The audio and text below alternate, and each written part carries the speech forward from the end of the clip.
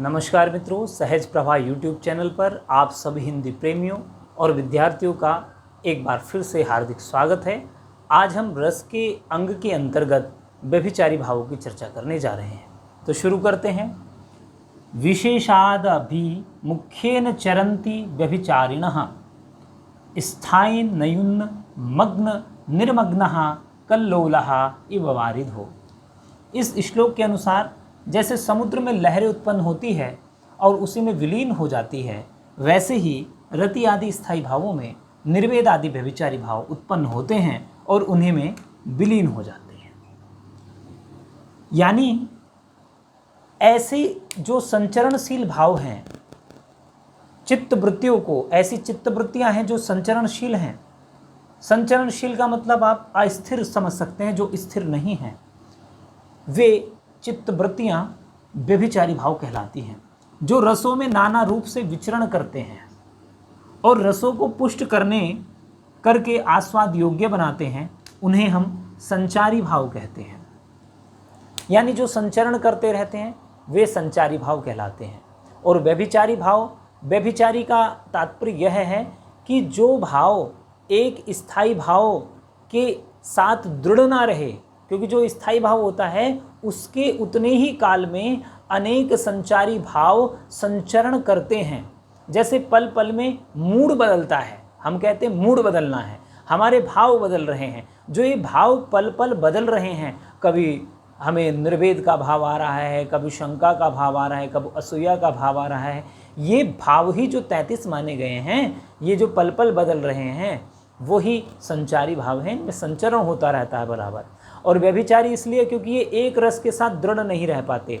जैसे व्यभिचारी पुरुष जो होता है वो एक स्त्री के लिए दृढ़ नहीं हो पाता, उसके साथ वह मानो बंधन में बंध नहीं पाता, अनेक स्त्रियों से उसका संबंध होता है। उसी प्रकार अनेक रसों से ये स्थायी भाव यानी संचारी भाव संबंध रखते हैं। ये स्थायी भाव की तरह एक के नहीं होकर रहते, तो ये व्यभिचारी भाव कहलाते हैं। एक के प्रति दृढ़ नहीं होते, एक रस के अनेक स्थायी भाव संचारी भाव हो सकते हैं, स्थायी भाव तो एक ही होता है। तो आगे बढ़ते हैं, हम इन्हें समझते हैं, क्योंकि 33 हैं तो समय भी लगेगा। व्यभिचारी या संचारी भावों की संख्या 33 कही जाती है, लेकिन ये नहीं है कि 33 तक ये सीमित है। 33 के अतिरिक्त भी और व्यभिचारी भाव हो सकते हैं, लेकिन प्रमुखतः ये 33 ही प्रयोग या उपयोग में लाए जा रहे हैं। इन्हें देख लेते हैं। संस्कृत में एक श्लोक है जो नाट्य दर्पण में रामचंद्र गुणचंद्र जी ने इस प्रकार दिया है। इसी प्रकार का एक श्लोक नाट्य शास्त्र में भी, काव्य प्रकाश में भी हमें देखने को मिलता है। निर्वेद ग्लान्य अपस्मार शंका असूया मद श्रमा। यानी निर्वेद, ग्लानि, अपस्मार, शंका, असूया, मद, श्रम, चिंता, चापल मां वेगो, चपलता। ये चपलता भी इसमें है एक भाव।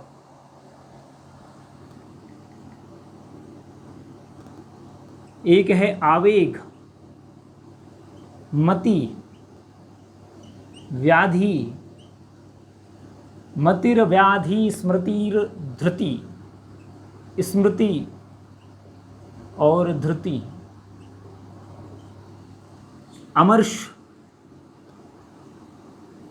मरणम, अमर्षो मरणम, मोहो निद्रा, सुप्तोज्ञ हृष्टय। मोहो,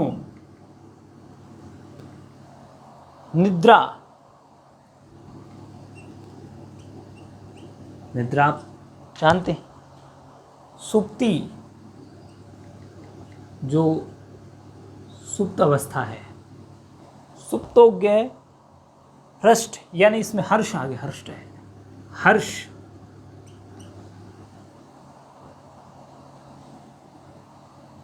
और उग्रता।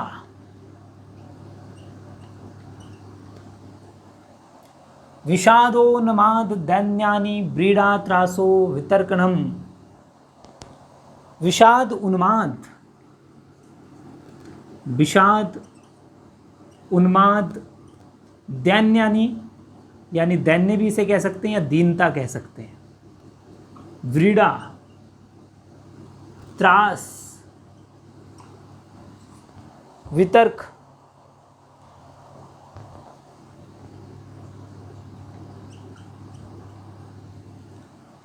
गर्वोत्सुक्य अवहितानि जाड्या आलस्य विबोधनम। गर्व,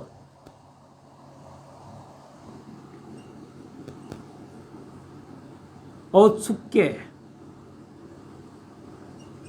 उत्सुकता का जो ये भाव है। अवहिता,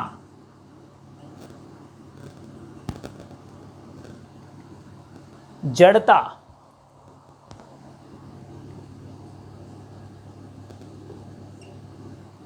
आलस्य,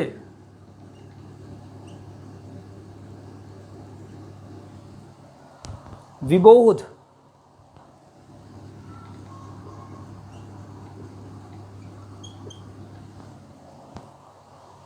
विबोध, त्रिंशत यथा योगम रसानाम व्याभिचारिणः। और यथा योग्यता के अनुसार ये 33 औचित्य के अनुसार यानी यथा योगम के अनुसार या औचित्य के अनुसार रसों के व्यभिचारी भाव 33 होते हैं। ये 33 भाव होते हैं जो रसों के व्यभिचारी भाव हैं यथा योग्य रूप से। अब जब यथा योग्य यहाँ पर शब्द आ गया तो इसका मतलब ये भी है कि 33 कहने से, मात्र 33 कहने से, 30 और 3 कहने से ये नहीं है कि ये 33 ही रहेंगे। इसके अंतर्गत और भी भाव समाहित हो सकते हैं, जैसे भूख प्यास। ये भूख प्यास भी इसके अंतर्गत आ सकते हैं, ये भी व्यभिचारी भाव हो सकते हैं। भूख प्यास, मुदिता श्रद्धा दया, मुदिता श्रद्धा दया आदि बहुत से भाव ऐसे हैं जो व्यभिचारी या संचारी भाव की श्रेणी में रखे जा सकते हैं। प्रमुखतः ये 33 भाव हैं, आप इनको गिनती में भी ला सकते हैं। दोबारा से बोलने पर ये पूरा एक बड़ा अंक हो जाएगा, तो अब इन्हें समझते हैं एक एक भाव को कि निर्वेद से लेकर विभोध तक क्या हैं, किस प्रकार, और जिन्हें केवल यहीं तक केवल अपना ज्ञान रखना है कि वो इनके नाम याद रखना चाहते हैं तो वो वीडियो को यहीं तक देखें। बाकी जो थोड़ा विस्तार में जाना चाहते हैं वो वीडियो को इससे आगे तक देखें। निर्वेद की ओर चलते हैं। निर्वेद क्या है? तो निर्वेद किसे कहते हैं? जो उदासीनता का भाव है। उदासीनता का जो भाव है वह निर्वेद कहलाता है। पहले एक बात मैं स्पष्ट कर देना चाहता हूँ कि मम्मट ने निर्वेद को व्यभिचारी भाव माना है काव्य प्रकाश में, लेकिन वो इससे पूर्व में शांत रस के लिए स्थायी भाव के रूप में निर्वेद को रख चुके हैं। इस पर रामचंद्र गुंजचंद्र जी के नाट्य दर्पण में यह लिखा है कि मम्मट स्वयं ही अपनी उक्ति को काट देते हैं, उसका खंडन कर देते हैं। ऐसी स्थिति में स्थायी भाव शांत रस का क्या होगा? तो वे शम को शांत रस का स्थायी भाव मानते हैं, क्योंकि जो स्थायी है वह व्यभिचारी नहीं है। लेकिन व्यभिचारी भाव, संचारी भाव, वो तो स्थायी हो ही नहीं सकता, वो तो पल पल बदलता है, बुलबुले की तरह है, पानी के बुलबुले की तरह, और स्थायी भाव को पोषक करने का कार्य करते हैं। निर्वेद दो हैं कि एक तो तत्व ज्ञान, जिन्हें तत्व ज्ञान हो गया है और वो संसार से निवृत्ति पा चुके हैं, संसार से निवृत्त हो चुके हैं, ऐसा ज्ञान उन्हें प्राप्त हो चुका है, तो वो निर्वेद के अंतर्गत आ जाता है। और इसे और समझते हैं तो उदासीनता का भाव जो है वह निर्वेद है। और निर्वेद क्या है, इसका लक्षण क्या है? निर्वेद का लक्षण आत्मधिक्कार, अपने आप को धिक्कारना। आत्मधिक्कार, अपने आप को धिक्कारना यानी अपने आप को कोसना, अपने आप को कोसना, ये भाव निर्वेद का है। इसके बाद इसका कारण जान लेते हैं। ये तो इसका लक्षण हुआ निर्वेद की उदासीनता और आत्मधिक्कार। इसका कारण क्या है, ये उत्पन्न किन कारणों से होता है, इसको जान लेते हैं। यदि किसी को तत्व ज्ञान हो गया है तो तत्व ज्ञान होने पर ये निर्वेद उत्पन्न हो जाता है। इष्ट वस्तु की किसी की हानि हो गई है, अभिष्ट वस्तु को प्राप्त जो करना चाहता है, इष्ट वस्तु की हानि, और उसके बाद उसे सारा जग निस्सार सा दिखने लगता है, तब निर्वेद का भाव जागृत होता है। क्लेश के कारण, अत्यधिक क्लेश के कारण, झगड़े के कारण निर्वेद का भाव उत्पन्न हो जाता है। प्रिय वियोग के कारण, प्रिय वियोग के कारण ये निर्वेद का भाव उत्पन्न होता है। दीनता, जिसे हम दैन्यता भी कहते हैं, खिन्नता आदि अनेक कारण हैं जिनसे ये निर्वेद का भाव उत्पन्न होता है। अब इसमें क्या क्या हो जाता है, इसमें कार्य क्या होता है, निर्वेद के होने पर क्या कार्य होता है इसके उत्पन्न होने पर। जैसे निर्वेद का एक उदाहरण हम देख लेते हैं, कौ नृप होई हमई का हानि। एक उदाहरण है, जब केकई और मंथरा का संवाद होता है तो कौ नृप होई हमही का हानि, ये भाव किसका है, मंथरा का है। वो केकई को कह रही है कि कोई भी नृप हो जाए, हमें हमारी क्या हानि है। चेरी छाड़ी अब होव की रानी, चेरी छाड़ी अब हो की रानी, यानी चेरी छाड़ी, चेरी को छोड़कर, दासी को छोड़कर तुम अब रानी हो जाओगी क्या। तो इस प्रकार का जो भाव है वहाँ निर्वेद है। और इसके उत्पन्न होने पर क्या होता है, अश्रुपात होने लगते हैं, आंखों से आंसू बहने लगते हैं, अश्रुपात होते हैं। जैसे तत्वज्ञान भी हो गया, ईश्वर के प्रति ईश्वरीय प्रेम भी हो गया तो अश्रुपात होने लगा, प्रिय वियोग होगा तो अश्रुपात होगा, दीनता का भाव प्रकट होने होगा, ये कार्य होने लगते हैं। चिंता बढ़ने लगती है, चिंता का भाव बढ़ेगा, और निश्वास होगा। ये जो निर्वेद है वह नीच पुरुषों में कोसने पर होता है, या जो नीच पुरुष होते हैं वो एक दूसरे को कोसते हैं, तब निर्वेद का भाव होता है। या अधिक्षेप, निंदा करते हैं, व्याधि देते हैं, ताड़न करते हैं, दारिद्र्य में, इष्ट विरह में, दूसरों की उन्नति देखने तथा उत्तम जनों में अवज्ञा से उत्पन्न होता है। जो नीच पुरुष हैं वो दूसरों की उन्नति देखकर चिढ़ते हैं, वह निर्वेद का भाव वहाँ से हो जाता है। और जब कोई सज्जन व्यक्ति है, यदि वो अवज्ञा कर देता है गुरु की, पिता की, तो तब उसमें निर्वेद का भाव जागृत हो जाता है। तो इस प्रकार निर्वेद को हमने यहाँ पर समझा। अब समझते हैं ग्लानि को। तो ग्लानि के लक्षण क्या है, ग्लानि कहते किसे हैं। खेद, अपने आप के प्रति जो खेद की भावना है या पश्चाताप की भावना है, उसे ग्लानि कहा जाता है। और दुर्बलता का भाव है, वह ग्लानि है। यह किस प्रकार की दुर्बलता है, ये मानसिक दुर्बलता है, ये मानसिक खेद है, इसे ग्लानि कहते हैं। अब ग्लानि के लक्षण क्या है, लक्षण, कारण और कार्य के माध्यम से हम इन्हें समझ रहे हैं। इसके लक्षण क्या है ग्लानि के, तो ग्लानि के लक्षण हैं कि जब अपनी बुराई, अपनी कुकृत्य, अपनी बुराई कह सकते हैं, इसे कुकृत्य कह सकते हैं, का अनुभव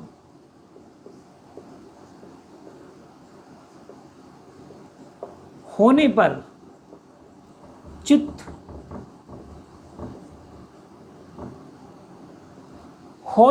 चित्त में होने वाला जो भाव है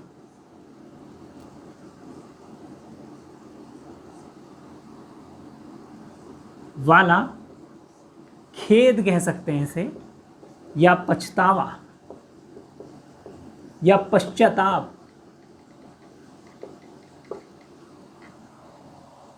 तो तब ये ग्लानि का भाव उत्पन्न होता है, तब ये व्यभिचारी भाव उत्पन्न होता है। और ये किस कारण उत्पन्न होता है, इसका कारण क्या है उत्पन्न होने का? सबसे बड़ा कारण है अपराध बोध। इसके उत्पन्न होने का कारण है अपराध बोध, अपने अपराध का ज्ञान हो जाना, या थकान आदि इसके उत्पन्न होने का कारण है। इसमें कार्य क्या हो जाता है, क्या क्या करता है उत्पन्न होने के बाद?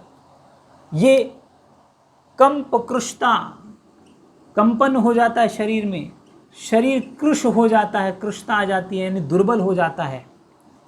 अनुत्साह, अनुत्साह का भाव आ जाता है, कार्य में मन नहीं लगता। और विवरणता आ जाती है। विवरणता कल भी हमने पढ़ा था इसे, मुख का रंग उड़ जाता है, चेहरे का रंग उड़ जाता है आदि, इस प्रकार के कार्य इसमें होते हैं। आगे बढ़ेंगे, शंका की ओर चलते हैं। तीसरी जो संचारी भाव है, तीसरा शंका। शंका का तात्पर्य है कि अनर्थ की आशंका से होने वाली जो सुख की हानि है वह शंका कहलाती है। इसका लक्षण क्या है? अनिष्ट की संभावना। कारण क्या है? दुर्भाग्य, विपत्ति, अपनी भूल या विरोधी से संभावित अनिष्ट आदि इसका कारण है उत्पन्न होने का। और ये कार्य क्या करता है जब उत्पन्न हो जाता है? स्वर भंग हो जाता है, स्वर टूट जाता है, स्वर फट जाता है, कंपन होने लगता है शरीर में, जीभ और कंठ सूखने लगते हैं, आदि आदि ऐसे लक्षण, ऐसे कार्य इसमें होते हैं। चौथा भाव है व्यभिचारी असूया का। असूया कहते हैं ईर्ष्या, डाह को।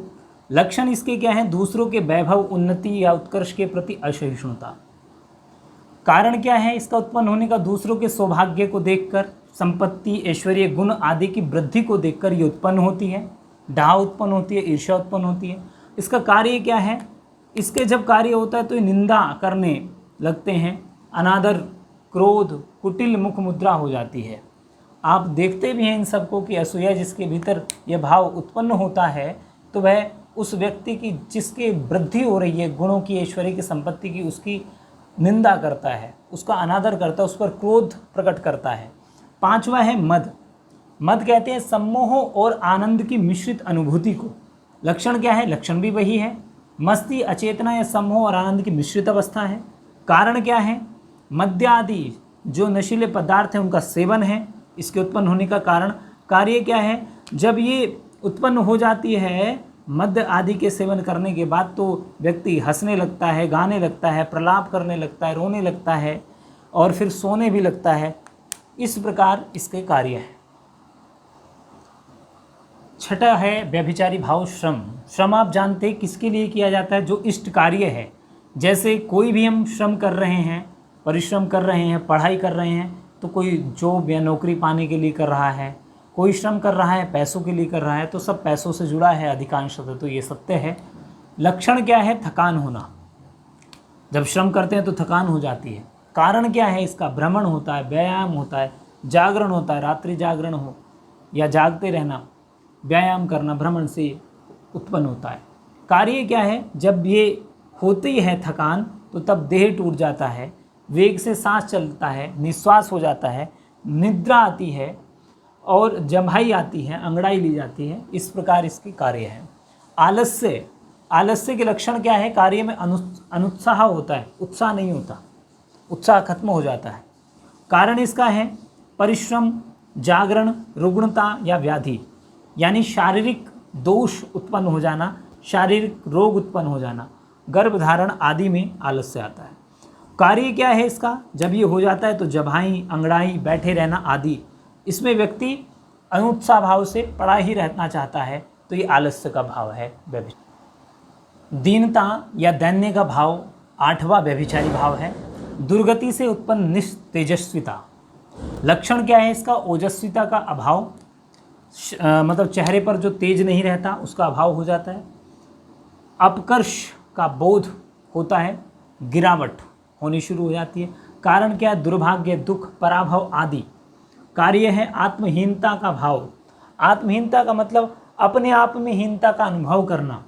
विवरणता, मुख का रंग फीका पड़ना, मलिनता आदि ये भाव हो जाते हैं। जैसे तुलसी के पद में भी तू दयालु दीन हो तू दानी हो भिकारी। हों का अर्थ अवधि में मैं होता है। तू दयालु दीन हो, तू दयालु है मैं दीन हूँ, तो दीनता का भाव वहाँ पर आत्महीनता का भाव भक्तों के काव्य में देखा गया है अधिकांशतः। चिंता का भाव पर चलते हैं, जो संचारी भाव है। 9वां लक्षण इसका क्या है? मन में बार बार उठने वाली दुख गर्भित सोच। कारण है इष्ट, जो वो प्राप्त करना चाहता है उसकी अप्राप्ति, वो उसे प्राप्त नहीं हो पाता। जो उसका हित साधन है वह उसका प्राप्त नहीं हो पाता, और अनिष्ट की प्राप्ति हो जाती है। जिसे वह नहीं चाहता है, जो उसका इष्ट नहीं है, वह उसे प्राप्त हो जाता है। जैसे किसी को नौकरी चाहिए, नौकरी उसे नहीं मिल रही है, बेरोजगार वह हो गया है, अनिष्ट की उसे प्राप्ति हो गई है, तो ऐसे में चिंता से वह गिर जाएगा। कार्य संताप, शून्यता, कृशता, दुर्बलता आ जाती है, अधोमुखता, मुख लटका रहता है, निश्वास, लंबी गहरी सांस आ ही भरता रहता है व्यक्ति। मोह की बात करते हैं। मोह के लक्षण है चित्त की विकलता से ज्ञान का लोभ। इसके उत्पन्न होने का कारण है भय, दुख, वियोग, चिंता आदि। और कार्य क्या हो जाता है जब ये उत्पन्न हो जाता है? चक्कर आना, बेहोशी, गिरना आदि। ये मोह के कारण होता है। स्मृति की बात करेंगे। लक्षण है इसका पहले से देखे या अनुभव किए विषयों का स्मरण हो आना, उन्हें याद आना। और कारण क्या है? समान वस्तु जो एक जैसी हैं उनका दर्शन या चिंतन या श्रवण आदि। कार्य क्या है कि सुख दुखात्मक स्मृति के अनुसार मुद्रा या चेष्टा, जैसे पुलक यानी पुलकित हो जाना, रोमांचित होना, हंसना, रोना आदि। 12वां व्यभिचारी भाव है धृति। चित्त की स्पृहा रहित स्थिति को धृति कहते हैं। लक्षण है इसका इच्छाओं की पूर्ति जब हो जाती है तो तब ये व्यभिचारी भाव उत्पन्न होता है। चित्त की चंचलता का इसमें अभाव रहता है। कारण इसका उत्पन्न होने का तत्व ज्ञान, संसार की निस्सारता का ज्ञान हो जाना। जो चाहता है इष्ट की प्राप्ति वह हो जाए। विपद निवृत्ति, जो विपदाएं हैं उनकी निवृत्ति हो जाए, तब ये धृति उत्पन्न होती है। यानी एक तरह से सब कुछ प्राप्त हो जाना या सब कुछ प्राप्त करने की स्थिति में पहुंच जाना। तत्व ज्ञान से संसार को निस्सार मानकर मानो सब कुछ प्राप्त करने का भाव अंदर आ जाना कि मैंने सब कुछ प्राप्त कर लिया, ईश्वर को प्राप्त कर लिया है, तो ऐसा भाव। कार्य इसमें क्या होता है? उल्लास रहता है, मन प्रसन्न रहता है, मधुर वचन निकलते हैं, मुस्कान रहती है चेहरे पर और शांति का भाव रहता है, तो ये धृति है। 13वां जो भाव है व्रीड़ा का है, इसे लज्जा भी कहते हैं। दूसरों के चित्त में अपने विषय से होने वाली बुरी धारणाओं की आशंका से उत्पन्न संकोच, ये इसका लक्षण है। जैसे कोई स्त्री अपमान कर दे सरेआम, और अपमान ना भी करे, किसी ने किसी से उधार लिया है, स्त्री को देखकर वह लज्जित हो जाए, या स्त्री पुरुष को देखकर लज्जित हो जाए, तो लज्जा का भाव है, व्रीड़ा का भाव है, सिर झुका लेती है। और या फिर ऐसा कि किसी से उधार लिया, उसके सामने से निकल, वह कुछ कह नहीं रहा है, लेकिन फिर भी जो एक सज्जन व्यक्ति है वो लज्जित हो जाता है।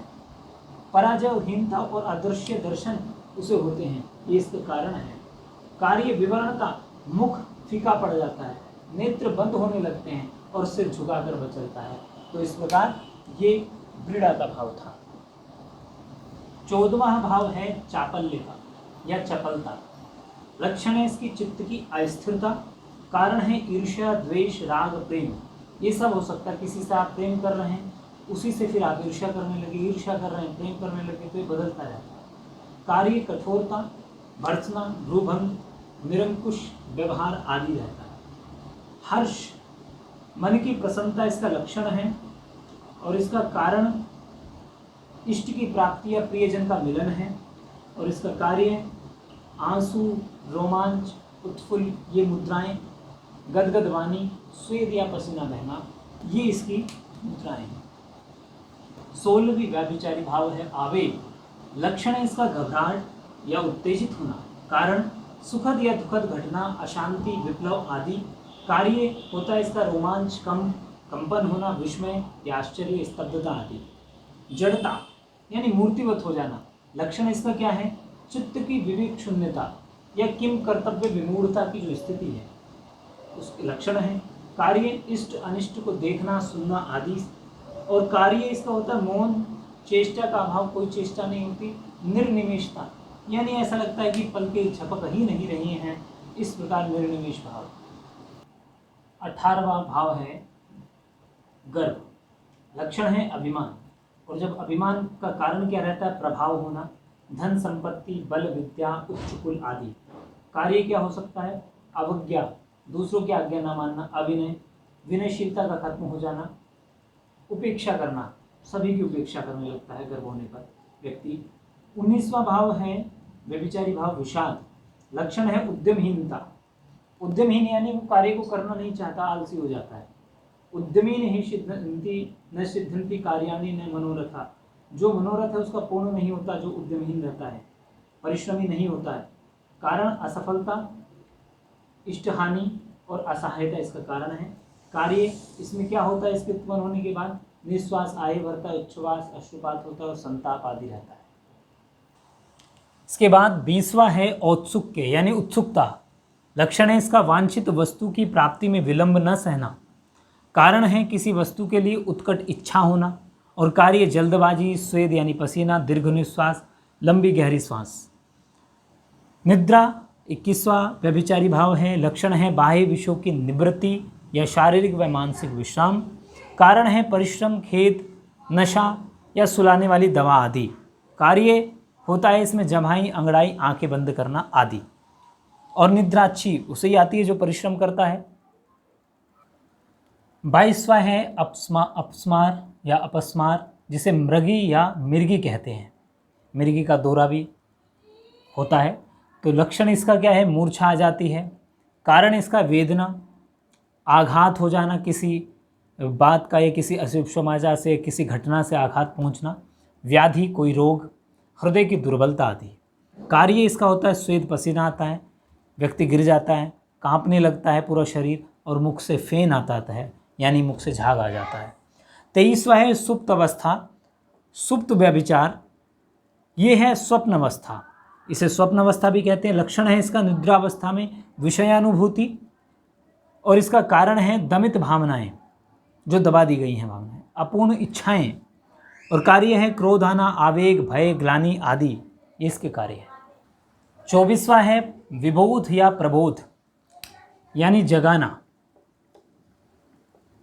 लक्षण है चैतन्य लाभ। कारण है निद्रा की समाप्ति, अज्ञान की निवृत्ति आदि। कार्य जमाई, जब जागता है व्यक्ति तो जमाई लेता, अंगड़ाई लेता, आंखें खोलना बंद करना, ये क्रियाएं होती हैं और अपने अंगों को देखता है। अमर्ष का भाव, अमर्ष यानी विरोधी का अपकार करने की अक्षमता से जो उत्पन्न दुख है उसे अमर्ष कहा जाता है, उसे अमर्ष का भाव कहते हैं। यानी निंदा, आक्षेप, अपमान आदि से उत्पन्न जो क्षोभ का भाव है, जो क्षोभ का भाव है वह अमर्ष है। इसका जो कारण है अपमान, मान हानि या निंदा है। और कार्य है आंखें लाल होना, भौहें चढ़ाना, सिर हिलाना या डांटना आदि। 26वां व्यभिचारी भाव है अवहित्था, छिपाव या दुराव। अच्छा, हमने पहले एक बीच में श्लोक का जिक्र किया था, उद्यमेन ही सिद्ध्यंति, जो उद्यम करता है, कार्याणि न मनोरथा, उसका जो कार्याणि सिद्ध्यंति, जो वह चाहता है, उद्यम करता है, यानी परिश्रमी व्यक्ति का मनोरथ पूरा होता है। और जो उद्यमहीन है उसका मनोरथ पूरा नहीं होता। अवहित्ता क्या रहता है? छिपाव या दुराव, वो छिपाव करता है हर चीज़ से। इसमें लक्षण क्या रहता है? हर्ष, कोई खुश है वो उसका छिपाव, काम आदि भावों का गोपन, गोपन यानी छिपाव। कारण क्या है? भय, गौरव, लज्जा, शंका, उत्सुकता, ये इसका कारण है। कार्य दूसरे की ओर देखना, आप देख रहे हैं उसकी ओर, वो दूसरे की ओर देखने लगा, या वह दूसरे काम में लग जाता है, अपने आप को व्यस्त दिखाता है, अकारण जभाई लेता है। तो इस प्रकार के कार्य इसमें होते हैं। 27वां है उग्रता, इसका लक्षण है निर्दयता, दूसरों की निंदा और अपमान आदि कारण है। डांट, फटकार, पसीना, सिर हिलाना और मारना इसके कार्य है। 28वां भाव है मति, लक्षण है इसका तत्व निर्धारण, तथ्य का निर्णय, कारण है शास्त्र अनुशीलन, तर्क विचार आदि, कार्य है मुस्कान, धैर्य, संतोष, अपने प्रति आस्था, ये मति होता है। 29वां है व्याधि। व्याधि यानी जो शारीरिक रोग है उसका लक्षण रोग है, कारण वात पित्त कफ, वातज पित्तज कफज, ये शरीर की प्रकृति होती है, इसमें जब वृद्धि हो जाती है तो रोग उत्पन्न हो जाता है। विरह शोक आदि इसका कारण है, कार्य कंप कांपना, ताप, ताप बढ़ जाता है शरीर का, पिपासा प्यास लगती है, पांडुता शरीर कृश हो जाता है, दुर्बल हो जाता है और पीला पड़ जाता है, पांडुता आ जाती है, इसके लक्षण है। अब जानते हैं 30वां जो भाव है उन्माद। लक्षण है इसका चित्त विभ्रम यानी चित्त की विमूढ़ता, विमूढ़ता, और कारण इसका काम शोक भय दुश्चिंता मानसिक आघात आदि, कार्य रहता है निरर्थक हंसना, बेवजह हंसना गाना बोलना आदि। मरण 31वां व्यभिचारी भाव है। लक्षण है इसका प्राण त्याग, कारण वियोग आघात शोक आदि, कार्य भूमि पर गिरना निश्चेष्टता आदि। अब चलते हैं आगे। 32वां व्यभिचारी भाव है त्रास। त्रास भय और व्यग्रता इसका लक्षण है, कारण है विरोध, भयानक वस्तु या परिस्थिति का सामना करना, और कार्य कंप कांपना, स्वेद पसीनाना, अश्रुपात, अश्रु गिरना, मलिन मुद्रा और निश्वास आदि। 33वां और अंतिम व्यभिचारी भाव है वितर्क। संदेह के कारण उत्पन्न विचार इसे कहा जाता है। लक्षण है विचार, कारण है संदेह, कार्य अकार्य निश्चय आदि, और कार्य है भौहें उठाना, सिर हिलाना, आंखें मीचना आदि। आज हमने 33 जो व्यभिचारी भाव हैं उनका यहाँ पर अध्ययन किया है, उन्हें लक्षणों, कारणों और कार्यों के माध्यम से जाना है। आपको यह प्रयास कैसा लगा इसके विषय में अवश्य लिखें। साथ साथ आपने चैनल को यदि अब तक सब्सक्राइब नहीं किया है तो सब्सक्राइब कर लीजिए। आगे हम अगले अंक में नवरस का अध्ययन करने जा रहे हैं। नवरसों की श्रृंखला शुरू होगी। आज इतना ही। आप सभी को नमस्कार, प्रणाम, बहुत बहुत धन्यवाद।